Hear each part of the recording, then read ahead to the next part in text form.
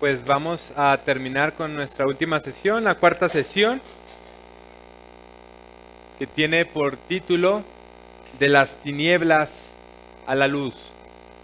Si pueden poner la presentación PowerPoint.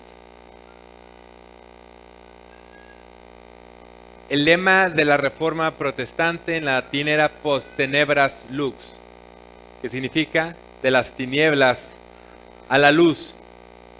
Lo que vamos a ver en esta última sesión es cómo la Reforma Protestante fue creciendo alrededor del mundo. Vamos a ver algunas lecciones del reformador Juan Calvino. Si hubiéramos tenido el tiempo, hubiera sido extraordinario ver la vida de este hombre, la pieza clave de la Reforma. Luego vamos a ver un resumen de las 5 solas, luego el Concilio de Trento, y vamos a terminar con una reflexión de por qué debemos estar agradecidos por la Reforma Protestante. Entonces, para no estar perdidos en el espacio y en el tiempo, vamos a hacer un rápido resumen de lo que hemos visto. Si dan cuenta, vimos literal una línea histórica desde el inicio, ¿no?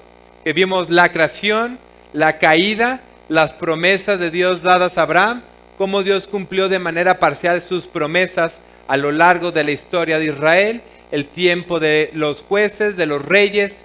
Vimos cómo se divide el reino de Israel en el norte, el sur, las invasiones de los asirios, los babilonios, el tiempo de los profetas, después el tiempo de los 400 años de silencio, la llegada del Señor, su vida, su muerte, su resurrección, su ascensión. Luego vimos la era apostólica, ¿no? Desde el libro de Hechos a lo largo de todas las cartas pastorales, del año 33 al año 100 hasta que muere el apóstol Juan. Luego de ahí vimos el tiempo de la era de los mártires, la iglesia primitiva. Después ahí pasamos a ver el tiempo del imperio cristiano. Luego vimos la iglesia medieval. Vimos la Baja Edad Media, la Alta Edad Media. Luego nos concentramos en el fin de la Edad Media con los precursores de la Reforma Protestante, que los principales fueron John Wycliffe, John Huss. Vimos un poquito de Jerónimo Savonarola. Después ahí pasamos el tiempo del Renacimiento, ciertos eventos importantes, y en la sesión 3 vimos la Reforma Protestante con Martín Lutero. Vimos cómo la vida de este hombre y cómo inició el 31 de octubre de 1517, y nos quedamos en su exilio en el castillo de Wartburg. Después sale y cómo se imprime el primer tiraje de 3000 Biblias. La pregunta de ahí fue, ¿y qué sucedió después? Después del edicto de Worms, ¿se acuerdan que este edicto que condenaba a Martín Lutero y que cualquier hombre lo podía matar? Después de eso, el emperador tuvo que salir de Alemania, tuvo que salir del Sacro Imperio Romano porque empezó a tener problemas en España. Recuerden que él era rey de distintas partes del mundo. España estaba teniendo distintos conflictos con Francia, con el rey Francisco I. Entonces, justo después de la Dieta de Worms, Carlos V tiene que dejar Alemania. Eso es un dato importante porque Dios permitió eso en su soberanía para que la reforma se pudiera extender. Posiblemente si Carlos V se hubiera quedado en Alemania, eso hubiera impedido un crecimiento notable de parte de la reforma. Entonces, él no regresó a Alemania hasta 1530. Eso significa que estuvo ausente 9 años. Entonces, esos 9 años fueron claves para que la reforma se pudiera extender. Hubo una asamblea muy importante en la ciudad de Nuremberg, donde se le dio tolerancia a este nuevo grupo religioso, ¿no? Este grupo que ahora conformaba su fe de acuerdo a la escritura y no de acuerdo a la tradición. Entonces, en la asamblea de Nuremberg se les da tolerancia religiosa. Después de eso se hace otra asamblea en la ciudad de Espira, donde se declaró que el edicto de Worms ya no era válido. Por lo tanto, ahora todos no solamente era tolerancia, sino que ahora cada quien podía practicar su fe de manera libre, de acuerdo a lo que su conciencia le dijera. Por ejemplo, uno de los artículos de esa asamblea era: cada territorio debe gobernarse, vivir y creer tal como esperaría dar cuentas a Dios. Pero lamentablemente se hizo una segunda asamblea en la misma ciudad de Espira y se volvió a establecer el edicto de Worms. ¿Qué fue lo que provocó? Imagínense este grupo de reformados que están conformando ahora su vida de acuerdo a la verdad de la palabra. Primero se les da tolerancia y luego total libertad. Esto hace que nazcan distintos reinados en Alemania y distintos príncipes en Alemania que comienzan a adoptar esta reforma y se separan de Roma. Pero ahora con esta segunda asamblea en Espira se vuelve a establecer el edicto de Worms. Es decir, ya no hay esa tolerancia y ya no hay esa libertad y todos se tienen que volver a sujetar en Roma. ¿Qué fue lo que hicieron estos príncipes alemanes? Protestaron.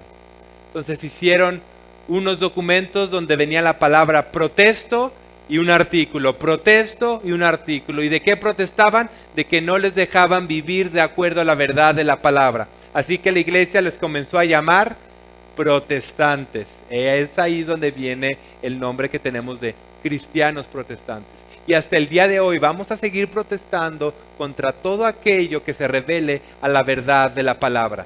Contra eso protestamos, no una protesta con cuestiones erróneas o raras, sino que protestamos contra todo aquello que es contrario a la verdad de la palabra de Dios.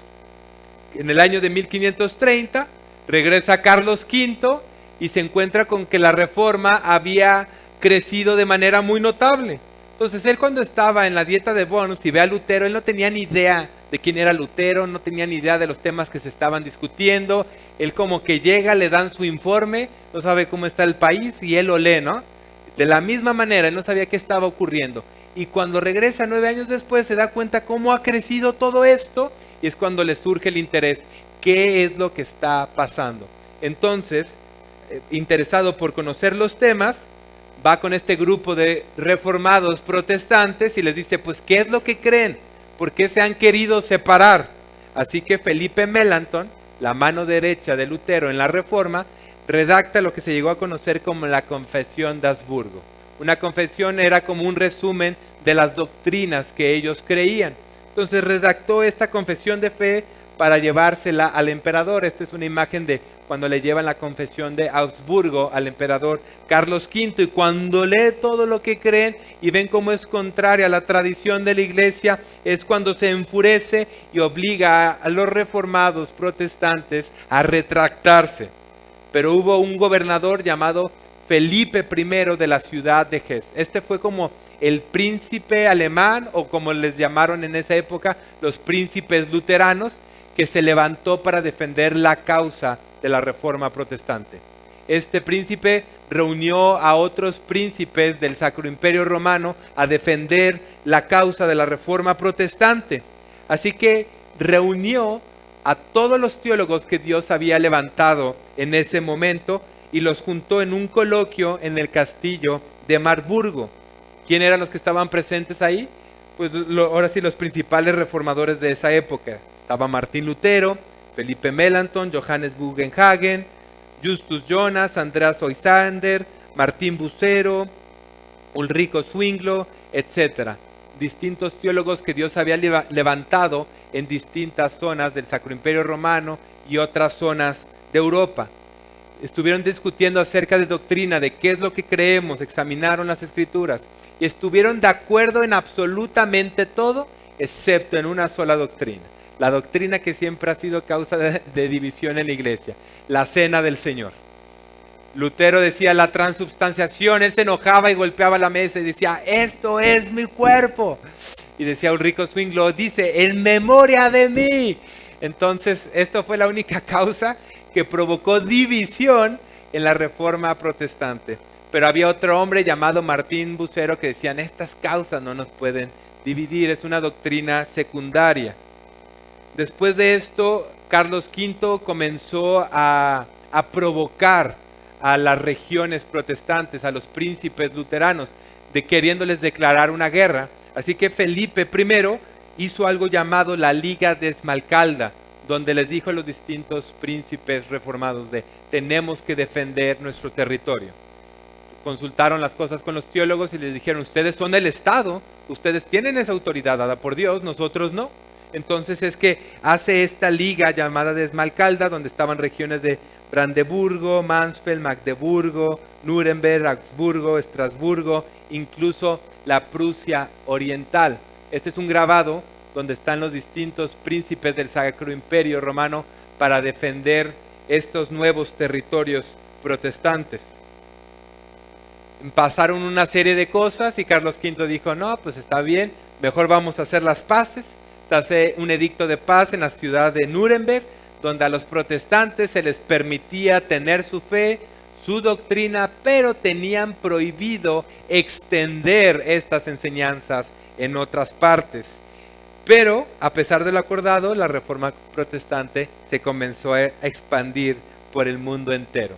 Entonces, ahorita les voy a pasar unos pequeños mapas para que vean cómo fue creciendo. Lo que ven en azul son los territorios protestantes y lo que se ve en naranja también. En azul se ven las regiones que se veía la Reforma con Lutero, y lo que se ve en naranjita es la Reforma con Ulrico Zwinglio. Después vean cómo comenzó a crecer la Reforma en esos territorios. Y eso es el Sacro Imperio Romano, lo que se ve en morado. Ahora, a los pocos años, alrededor de 20 años, ya todo eso está lleno de la verdad de la palabra. Ahora les quiero dar un ejemplo de lugares específicos donde la Reforma se fue dando. Esto no es de manera exhaustiva, solamente es para que vean cómo fue creciendo y cómo Dios en su soberanía y poder permitió el avance de su evangelio. Esto es Suiza, lo que ven en morado y naranja es los lugares donde la Reforma se estaba dando, es decir, se estaba predicando la verdad del evangelio. En Suiza Dios levantó a Ulrico Zwinglio en la ciudad de Zúrich, uno de los reformadores más importantes. Él se dedicó a estudiar el griego, el hebreo, a los padres de la iglesia, y con la influencia de la Reforma llegó a creer la verdad de la palabra y hizo a un lado Roma. Él logró unir distintas regiones a la Reforma, como fue la ciudad de Constanza, a la ciudad de San Galo, Basilea y otras regiones más. La Reforma en Estrasburgo, Dios levantó aquí a un hombre llamado Martín Bucero para introducir la Reforma. Este era un hombre muy influenciado por el humanismo del Renacimiento. Él seguía a este hombre que vimos llamado Erasmo de Róterdam. Pero luego conoce a Lutero, Lutero le comienza a predicar, el Espíritu obra en él y pues él llega a convencerse de las verdades de la palabra. Él tuvo la idea, en esta época estaba el sacerdote y el pueblo y no había nunca un contacto, siempre había esta separación. Entonces después de la Reforma hay este cambio donde ahora el predicador se relaciona con la iglesia. Entonces Martín Bucero tiene la idea de reunirse en casa para que el predicador o el sacerdote tuviera la relación con la iglesia. Esta influencia la tenemos hasta el día de hoy, que nos reunimos en casas o los pastores o líderes pueden tener esa cercanía con la iglesia. Este fue un hombre clave en la unidad de los reformadores. Recuerden que Lutero y Zwinglio tenían estas divisiones y luego eran de carácter medio pesado, y Martín Bucero era como el intermediario y ayudaba a provocar esta unidad. Eso hizo que la Reforma en Alemania y la Reforma en Suiza se pudieran unir. Entonces, no es novedad estas diferencias, ¿no? Luego entre predicadores, pastores, iglesias, es la misma vieja historia. Martín Bucero murió en Cambridge bajo la revuelta de la Bloody Mary, María Tudor, la hija de Enrique VIII. Entonces, lo que ven ahí igual en azul y en naranja es como se comenzó a dar la Reforma. La Reforma en Francia, Dios levantó, es muy interesante la historia de la Reforma protestante en Francia, porque si recuerdan la segunda sesión, la sede papal se cambió a Roma por casi un siglo, ¿verdad?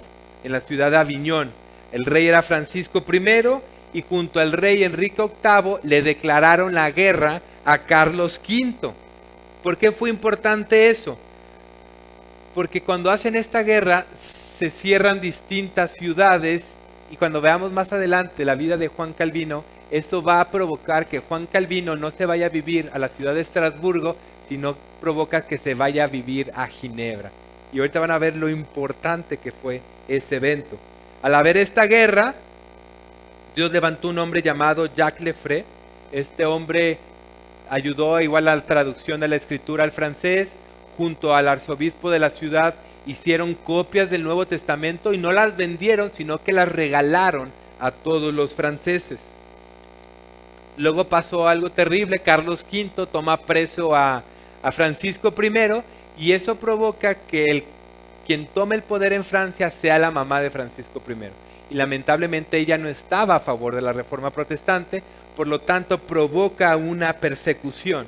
En esa persecución es donde Juan Calvino y otros hombres tienen que ser expulsados de París. En Inglaterra Dios usó en su soberanía a muchos hombres. Vimos la vida de John Wycliffe, o sea, Dios siempre ha tenido mucha gracia en este país. Ahora en este tiempo levantó a William Tyndale, que ayudó a la traducción de la escritura al inglés, una traducción fiel, exacta, bueno, no podemos decir totalmente exacta, pero fiel al idioma original. Se llevaban Biblias de manera clandestinas a Inglaterra.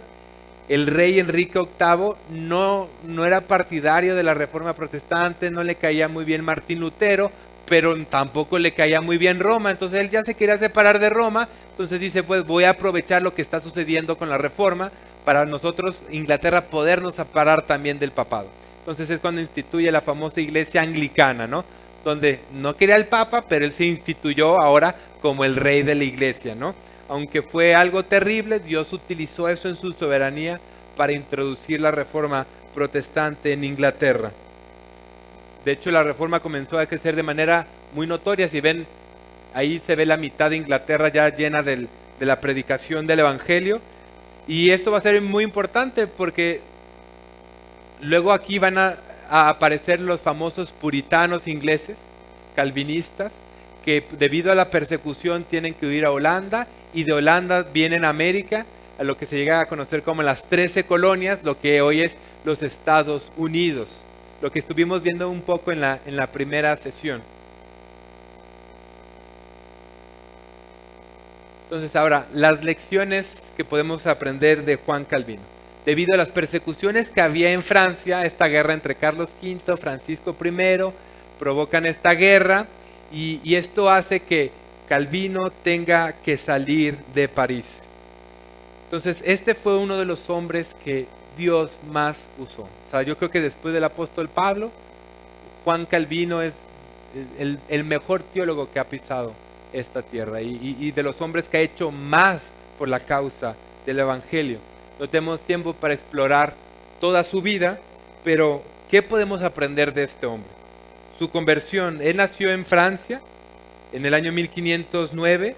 Cuando él nació, por ejemplo, Martín Lutero ya tenía 25 años, ya había clavado las 95 tesis en Wittenberg, él era un bebé. Él entendió la verdad del Evangelio, él estaba aferrado a las enseñanzas de Roma, pero cuando entendió la verdad del Evangelio, él dijo, Dios, por medio de una conversión repentina, sometió mi mente y la puso dentro de un marco de docilidad. Habiendo recibido así algún gusto y conocimiento de la verdadera santidad, me sentí inflamado y de inmediato con un intenso anhelo de hacer progresos. Este evento fue clave en la vida de Lutero porque esto fue lo que lo llevó a atesorar la majestad de la palabra. Él fue por medio del estudio de la Escritura que el Espíritu lo iluminó y entendió la verdad del Evangelio. Entendió que la Biblia era la palabra de Dios.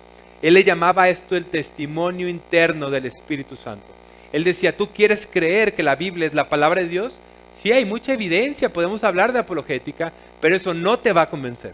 Tú necesitas el testimonio interno del Espíritu para convencerte de que este libro que vemos es la misma palabra inspirada de Dios, infalible, inerrante. Y estoy de acuerdo con Calvino, no era una idea de él, sino que la misma Escritura enseña eso.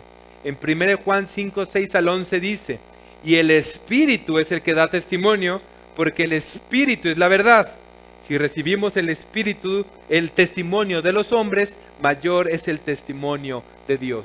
Si tú estás batallando para creer la Escritura, para creer que es la palabra de Dios, sí puedes leer ciertos libros de apologética, pero créeme, no te van a ayudar. Lo que tienes que hacer es agarrar la palabra, ponerte de rodillas y rogarle al Señor, Espíritu, tú tienes que convencerme que este libro es la misma palabra de Dios. ¿Por qué no la vivimos? ¿Por qué no la predicamos? ¿Por qué no tiene influencia en nuestras vidas? Aunque decimos que la creemos, nuestros hechos revelan todo lo contrario. Si realmente creyéramos que la Biblia es la palabra del Dios creador del universo, no las viviríamos ahí. Si no lo hacemos es posiblemente porque no lo creemos o alguna otra cosa. El famoso libro de Juan Calvino, sus instituciones de la religión cristiana, Lutero fue la fuerza que impulsó la reforma, pero Calvino fue la mente que le dio forma a la reforma protestante. Él fue el que logró sistematizar la doctrina de la palabra. Muchos ven a Calvino como un hombre rudo, intelectual, académico, un hombre separado de la realidad de su tiempo, de las necesidades de la iglesia, un hombre tosco, pero es todo lo contrario. A veces lo vemos como ese filósofo, hombre lógico que quiere encuadrar todo, pero es todo lo contrario. A veces vemos las instituciones de la religión cristiana, este librote grande, y con lo que tenemos de idea de Juan Calvino, así lo revelamos, así lo relacionamos. Pero déjenme contarles por qué decide escribir las instituciones. Al ver esto se van a dar cuenta del corazón de este hombre. En Francia están persiguiendo a los reformadores, están persiguiendo a los protestantes. Y este hombre se siente dolido por las cosas que están ocurriendo, porque están matando a estos hombres como herejes, como mentirosos, como anticristos. Pero Calvino sabía que estos hombres estaban muriendo por la verdad de la palabra. Así que toma la decisión de escribir las instituciones de la religión cristiana para mostrarle al rey Francisco I que esos hombres que están condenando como herejes, como mentirosos, como hombres contrarios a la verdad de Cristo, no son nada de eso, sino todo lo contrario. Así que por eso escribe sus instituciones.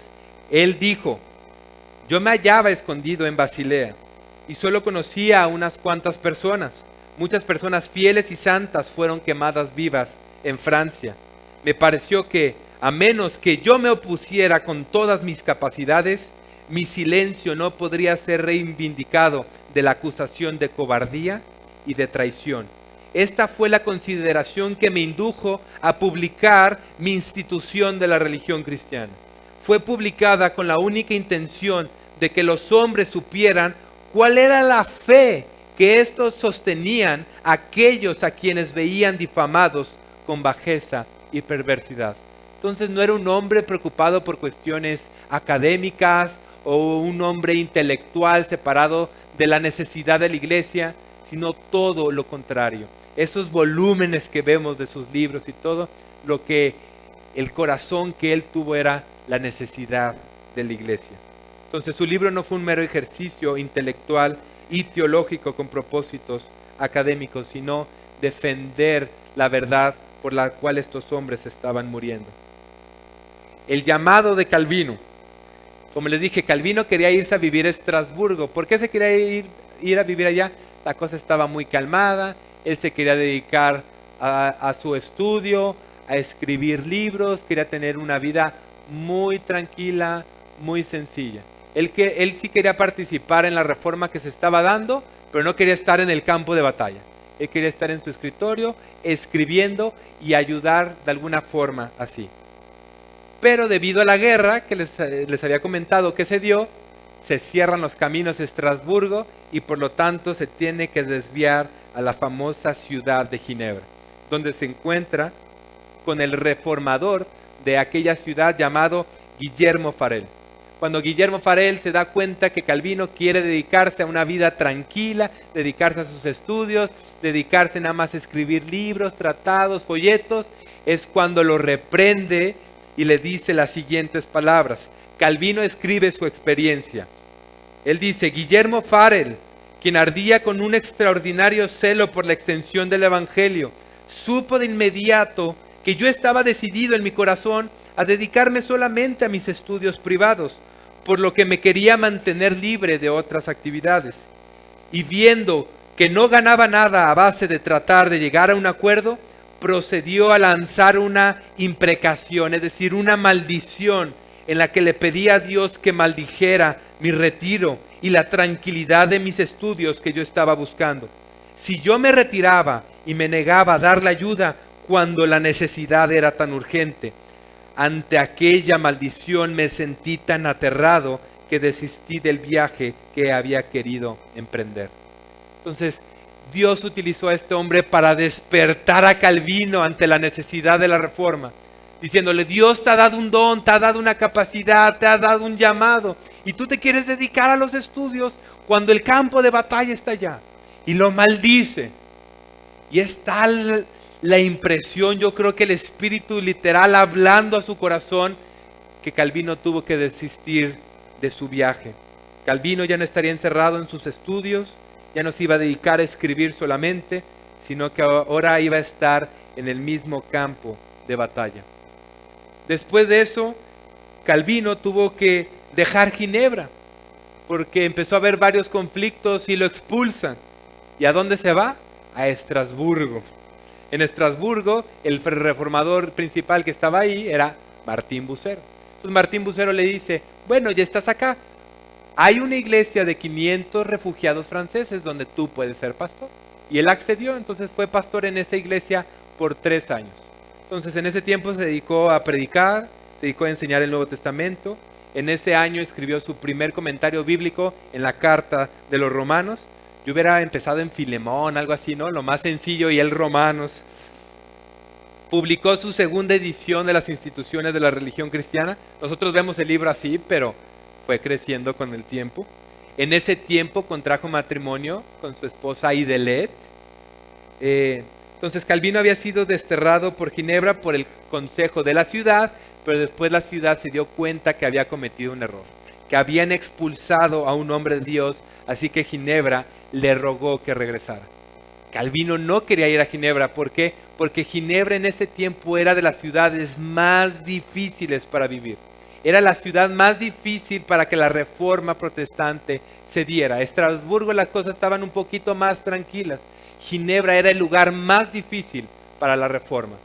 Pero él sabía que Dios lo estaba llamando ahí, y Calvino dijo: sin embargo, a pesar de que él no quería ir, como sé que no soy mi propio amo, le ofrezco al Señor mi corazón como un verdadero sacrificio. El tiempo en Ginebra, Calvino vivió demasiadas aflicciones. Al año de llegar a Ginebra nació su primer hijo, Jacques, que murió a las 2 semanas. Calvino dijo: ciertamente el Señor nos ha herido de manera grave y amarga en la muerte de nuestro pequeño, pero Él mismo es también Padre y sabe mejor que nadie lo que es bueno para sus hijos. Después de 7 años, le nacen 2 hijos más, pero mueren al poco tiempo de nacer. Y meses después de ese mismo año, fallece su esposa. Y Calvino escribió: he perdido a la mejor compañera de mi vida, alguien que, de haber sido dispuestas así las cosas, habría compartido voluntariamente no solo mi pobreza, sino incluso mi muerte. Durante su vida fue mi fiel ayudante en el ministerio. Nunca experimenté el más mínimo obstáculo de su parte. Nunca me creó problemas durante todo el transcurso de su enfermedad, sino más bien que ella estaba ansiosa por sus hijas que por ella misma. Entonces muchas veces vemos a los reformadores como estos hombres intelectuales, capaces, conocedores de la palabra, que escribían libros, predicaban cientos de sermones, hombres valientes, esforzados, pero por lo que vemos eran hombres frágiles como nosotros, hombres que sufrieron como nosotros. Vimos Lutero cómo sufrió distintas enfermedades, toda la persecución que sufrió. Ahora vemos a Calvino, 3 de sus hijos fallecieron y su misma esposa. Entonces no eran simples hombres duros, rígidos, académicos, sino que eran hombres que sabían predicar y servir al Señor aún en medio del dolor. El trabajo de Calvino: él predicaba 10 veces cada 2 semanas, daba 3 conferencias de teología a la semana, un estudio bíblico los viernes, visitaba enfermos, exhortaba a la gente, aconsejaba en privado. Trabajaba tanto que hubo un mes donde él dijo: he sido un perezoso, he sido un flojo. Y vean lo que pasó. Además de los sermones y las conferencias, él dice: ha pasado un mes en el cual apenas he hecho nada, de tal forma que me siento casi avergonzado de vivir de una forma tan poco útil. Y en ese mes predicó 20 sermones y dio 12 conferencias. Y para él eso era vivir avergonzado, era no hacer nada. Y nosotros, literal, no hacemos nada y ni la vergüenza, ¿no? Escribió comentarios bíblicos de todo el Nuevo Testamento. Su predicación era expositiva, a tal punto que de Tesalonicenses predicó 46 sermones. De la carta a los Corintios, 186 sermones. De las cartas pastorales, 86 sermones. De Gálatas, 43. De Efesios, 48 sermones. Del libro de Job, 159 sermones. De Deuteronomio, 200 sermones. De Isaías, 356 sermones. De Génesis, 123 sermones. Y así sucesivamente. Era un hombre entregado a la verdad de la palabra. ¿Por qué? Porque el testimonio del Espíritu le había revelado eso. Que esta es la palabra de Dios. Y si es la palabra de Dios, por lo tanto, merece todo mi esfuerzo. Entonces, no es raro llegar a saber que Calvino llegó a ser conocido como el predicador de Ginebra. Incluso John Knox, otro de los reformadores más importantes, dijo lo siguiente, que Ginebra era la escuela más perfecta de Cristo. Hay una imagen de Calvino. Las 5 solas bien resumidas, porque me faltan 10 minutos. La reforma provocó esta separación, ¿no? Roma decía que la iglesia era el intermediario entre el hombre y Dios, y los reformadores decían que Jesucristo era el único mediador. La iglesia adoraba a María cuando solamente Cristo debía ser adorado. Ofrecían sacrificios continuamente en la misa. Si no sabían lo que significa la misa es un sacrificio de Cristo. Sacrifican a Cristo, según ellos, cada domingo. Cuando la Escritura dice que una vez y para siempre, consumado es.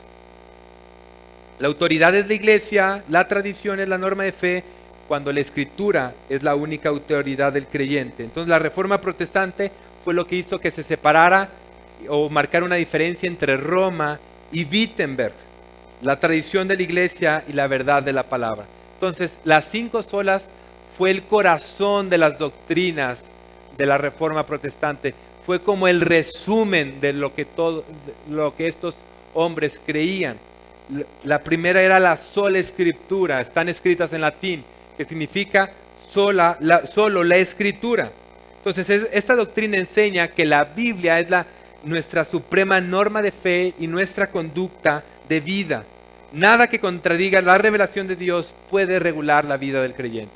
Si un hombre llega y te dice, yo tengo esta revelación, este sueño, esta profecía, Dios me enseñó esto nuevo, tú tienes toda la autoridad para rechazar eso. Por más que te digan que fue Dios y que te va a caer una maldición y que por causa de esto te está pasando esto en tu vida, todo lo que contradiga la palabra de Dios, tú tienes todo el derecho de rechazarlo. ¿Por qué? Porque sola escritura. Ahora, la sola escritura no niega otras autoridades. Porque si uno dice solo la escritura, pues ¿para qué voy a la iglesia? No necesito un pastor, no necesito un predicador, no necesito un maestro, sola escritura. No, la sola escritura lo que obliga es que estas otras autoridades que Dios demanda se pongan al nivel de la escritura. Entonces, ¿son importantes esas autoridades? Sí, si no, pues no estaría aquí dando una clase. Entonces, un maestro, un predicador, un pastor, la sola escritura, ¿qué es lo que hace? La obliga a ponerse a ese nivel. Ahora, ¿esta fue idea de los reformadores? No, la misma escritura enseña eso. Segunda de Timoteo 3:16, toda la escritura es inspirada por Dios, es útil para enseñar, reprender, corregir y para instruir en justicia. Una traducción más fiel es, toda la escritura es exhalada por Dios. La palabra original en griego inspirada es theonostos, porque inspirar que es de afuera hacia adentro, ¿no? Como inhalar. Y es al revés, es exhalar, es decir, vino de la boca de Dios. O Gálatas 1:6-9, donde Pablo le dice, me maravillo cómo se han desviado y han creído otro evangelio. No que haya otro evangelio, pero hay hombres que están pervirtiendo el evangelio. Entonces estos hombres dicen, Roma ha pervertido el evangelio. Y la escritura dice que cualquiera que pervierte el evangelio sea anatema, sea maldito. Por lo tanto, estos son algunos pasajes de la misma escritura que nos llevan a afirmar esto. Solamente la escritura. Solo por la gracia. Sola gratia, es decir, la salvación es totalmente del Señor Todopoderoso. Esto negaba la enseñanza humanista. Hubo un debate entre Lutero y Erasmo de Rotterdam con el tema de ¿qué? De libre albedrío. ¿no? Entonces, esta enseñanza va contraria a la salvación del asunto que se llama sinergística. ¿Qué es eso? Eso significa que Dios me salva, sí, su gracia, pero yo coopero con su gracia para poder ser salvado. Pero la Escritura no enseña eso, sino que somos salvos por la pura gracia del Señor. Es decir, el hombre no se puede jactar de ninguno de sus méritos. Ahora, ¿fue idea de ellos? No, la misma Escritura enseña eso. Efesios 2:8, porque por gracia habéis sido salvados por medio de la fe, y esto no de vosotros, no de tu voluntad, no tienes libre albedrío en cuanto a tu salvación, sino que esto es don de Dios. El solus Christus, solo en Cristo. Es decir, los pecados del pueblo de Dios, vimos, son puestos en la cuenta de Cristo y la justicia de Cristo es puesta en la cuenta del pecador. Los reformadores le llamaban a esto la doble imputación. Nosotros le imputamos nuestro pecado a Cristo y Cristo nos imputa a nosotros su justicia. Nosotros en nuestro pecado hicimos el terrible intercambio de Romanos. Cambiamos la gloria de Dios por cosas corruptibles y Dios en su gracia hace el majestuoso intercambio. Quita nuestro pecado, se lo da a su Hijo y la justicia de su Hijo nos los da a nosotros. Ahora, ¿esto es idea de ellos? No. Segunda de Corintios 5:21. Al que no conoció pecado, es decir, Jesús, le hizo pecado por nosotros, para que fuéramos hechos justicia de Dios en él. Hechos 4:12, porque en ningún otro hay salvación, porque no hay otro nombre bajo el cielo dado a los hombres en el cual podamos ser salvos. Por eso proclamamos solus Christus, solo en Cristo. Luego la sola fide, solo por la fe. La salvación, si es por la obra de Cristo, pero esa la recibimos por medio de ¿qué? Por medio de la fe en Él, es decir, ya no ponemos nuestra confianza en nosotros, en nuestras obras, en nuestros méritos, sino que en los méritos de Cristo ponemos nuestra esperanza. Ahora, la fe sola no salva. Y tú, ¿cómo no? Es la fe en Cristo. Entonces muchos quieren tener fe en su fe para ser salvos. No, es la fe en Cristo lo que nos hace salvos. ¿Esto es idea de ellos? No, la misma Escritura le enseña. Porque por gracia habéis sido salvados por medio de la fe. Y esto no de vosotros, sino que es don de Dios, no por obras, para que nadie se gloríe. Entonces, ven la secuencia, comienza la sola Escritura. La Escritura nos enseña que la salvación es por la gracia, por la fe en Cristo. ¿Y eso qué nos lleva, qué nos conduce? A darle la gloria solamente a Dios. Soli Deo Gloria. Como yo no he hecho absolutamente nada para mi salvación, no me puedo jactar de nada, no me llevo nada de gloria, sino que soli Deo Gloria. Solamente a Dios sea la gloria. 1 Pedro 2:9 dice, porque vosotros sois linaje escogido, real sacerdocio, nación santa, pueblo adquirido para posesión de Dios, a fin de que anunciéis las virtudes de aquel que os llamó de las tinieblas a su luz admirable. ¿Quién nos llamó? Él nos llamó de las tinieblas a la luz admirable. Por lo tanto, toda la gloria sea a Dios. Entonces, esto fue un resumen de las 5 solas, el corazón de las doctrinas que todos nosotros abrazamos. Si tú niegas una de estas, estás perdido. Ahora, el Concilio de Trento. La Iglesia Católica no se quedó con los brazos cruzados, sino que hizo este famoso concilio en la ciudad de Trento, que se llegó a conocer como la Contrarreforma. Duró muchos años, debido a varios conflictos que hubo, se dividió en 3 etapas distintas, pero aquí solamente les quiero decir qué fue lo que afirmó el Concilio de Trento. Este es el concilio más importante de la Iglesia Apostólica Romana, porque hasta el día de hoy, todo lo que se afirmó aquí no ha cambiado. Por ejemplo, no sé si han tenido un amigo católico que les dice, es que ustedes los protestantes le quitaron libros a la Biblia, ¿no? Tiene menos, Lutero, malvado, se los quitó. No, en el Concilio de Trento la Iglesia le añadió libros a la Escritura. El canon, pues, después de esto, pasó a ser 73 libros, 46 en el Antiguo, 27 en el Nuevo. Pero antes del concilio, cuando el canon ya estaba cerrado, eran 39 libros en el Antiguo, 27 en el Nuevo, es decir, 66 libros. Entonces la iglesia, los protestantes nunca le quitaron libros a la Escritura. Ellos siempre respetaron la revelación de Dios. ¿Pero qué fue? ¿Por qué le añadieron libros? Ellos querían contrarrestar las enseñanzas de la Reforma Protestante, veían la Escritura y veían que eran fieles al texto. Por lo tanto, fueron a ver otros libros, libros históricos, libros importantes de la iglesia, que confirmaran las doctrinas que ellos creían. Entonces ellos querían confirmar la salvación por obras, por dinero, el culto a los muertos. Entonces agarraron ciertos libros históricos donde decían, mira, aquí viene esto. Entonces el Papa, León X, y otros que ya vinieron después dijeron, añádenlos a la Escritura. Nosotros tenemos esta autoridad. Y ahora dicen, están contradiciendo a la Escritura y la Escritura dice. Pero obviamente esa no era la palabra. Después, ¿qué cosas afirmaron en el Concilio de Trento? La salvación es necesaria por la fe y las obras. Se podía hacer culto a los santos, el pecado original se borra con el bautizo, un chapuzón y ya la hiciste. La Biblia es de uso exclusivo para la Iglesia Católica. Volvió a aparecer la existencia del purgatorio. Aquí se han puesto un relajo, lo ponen, lo quitan, incluso cuando estaba Ratzinger tuvo la idea de quitarlo, lo volvieron a poner, entonces no sé por qué tanto afán con el purgatorio. Veneran a los santos, a las reliquias, y otro de los artículos es que los protestantes son anatemas, son malditos, no pueden ser salvados. Entonces, esa es una de las cosas que pasó en el Concilio de Trento y esta es una de las pinturas famosas de la época. Ahora, ya para terminar, ¿por qué debemos estar agradecidos por la Reforma Protestante? Estos puntos los encontré. Es una pintura igual famosa de los reformadores. Este es un artículo que encontré en Coalición por el Evangelio y ahí agarré otras partes que se me hicieron puntos muy importantes de por qué estar agradecido. El primero de ellos, si tú aprecias tener una copia de la Biblia en tu idioma, debes celebrar la Reforma Protestante.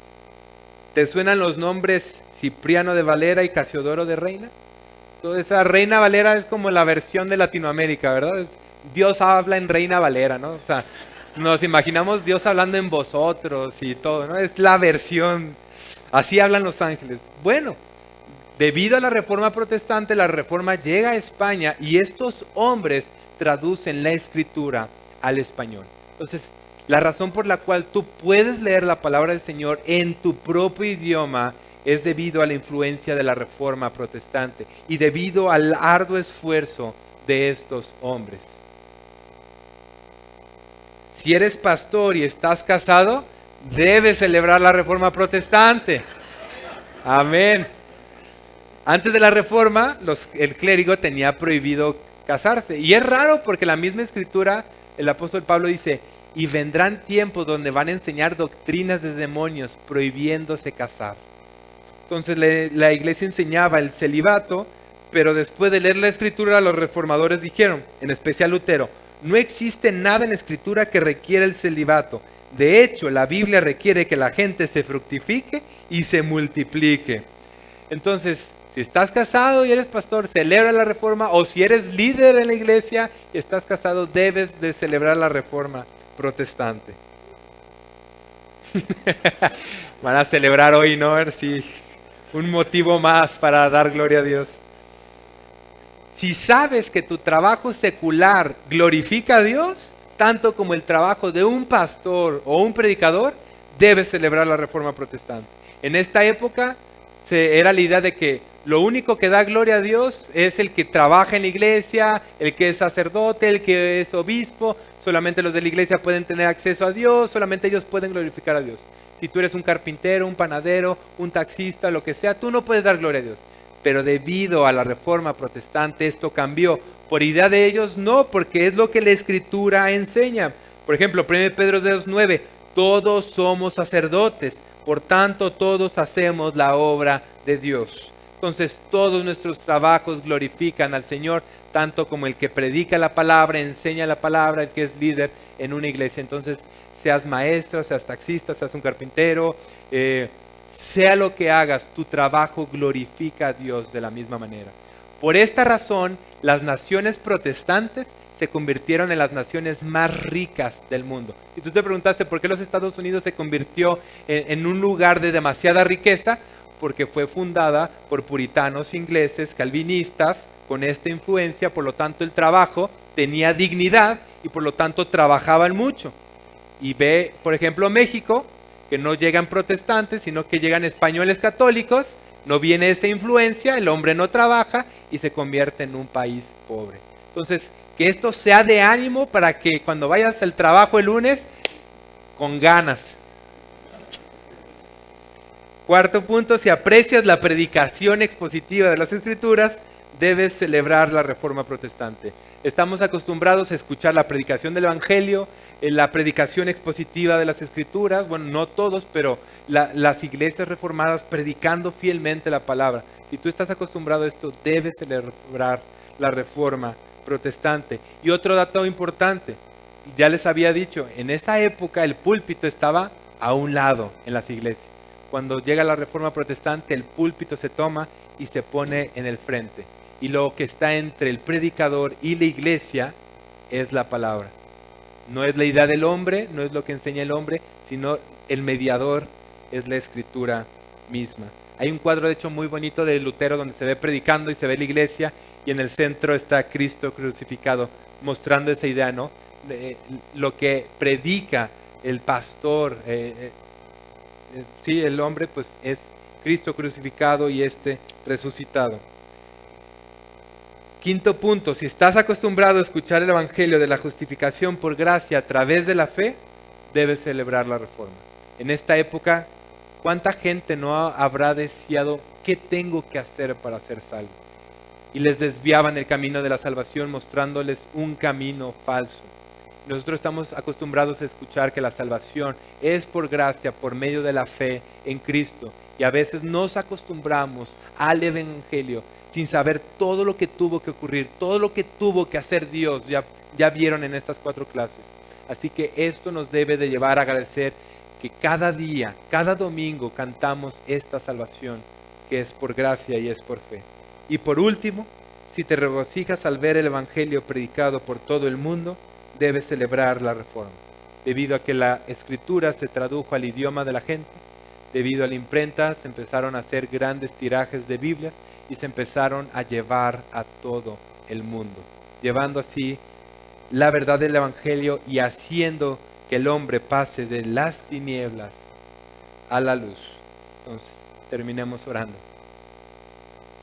Padre, te damos gracias por este evento que tú orquestaste en historia. Gracias por los hombres que tú levantaste. Perdónanos, Señor, porque muchas veces pasamos por alto, Señor, o nos acostumbramos a tener una Biblia en nuestras manos o a escuchar una predicación de tu palabra o a ir a la iglesia a escuchar, Señor, tu escritura. Cuando hubo hombres que tuvieron que sufrir, tuvieron que derramar su sangre, tuvieron que dedicar su vida entera a traducir las Escrituras, a predicar la Escritura, a llenar el Evangelio en el mundo entero, Señor. Y hoy somos fruto del esfuerzo de esa iglesia tuya, Señor. Haz de nosotros, Señor, también una iglesia relevante, Señor. Que nuestro esfuerzo, Señor, nuestros ministerios, Señor, sean útiles, Señor, para las siguientes generaciones, para que ellos puedan abrazar estas doctrinas, Señor, la doctrina de tu palabra, Señor. Puedan abrazar las doctrinas de la gracia, puedan proclamar igual que nosotros la sola Escritura, la sola gracia, la sola fide, solo Christus, soli Deo gloria, Señor. Que esto nos lleve no a ser arrogantes o hombres que debaten con otros, sino hombres humildes, Señor, humillados por las verdades de tu palabra, y nos lleven a enseñárselas a otros en humildad, en amor, en gracia, Señor. Porque fuiste tú quien nos llamó de las tinieblas a tu luz admirable, Señor. Te damos gracias por tu amor, Señor, y por tu obra en nosotros, Señor, porque tú nos llamaste. Fue tu gracia soberana, Señor, arrastrándonos a Cristo en piedad, en amor y en misericordia. Fue tu cruz donde nos compraste el don de la fe y el arrepentimiento para que el día de hoy pudiéramos creer y arrepentirnos. Y yo te pido, Señor, que los que ya te conocen después de esto, su deleite en ti pueda crecer. Pero aquí hay gente que no te conoce, Señor. Gente que está muerta en sus delitos y pecados.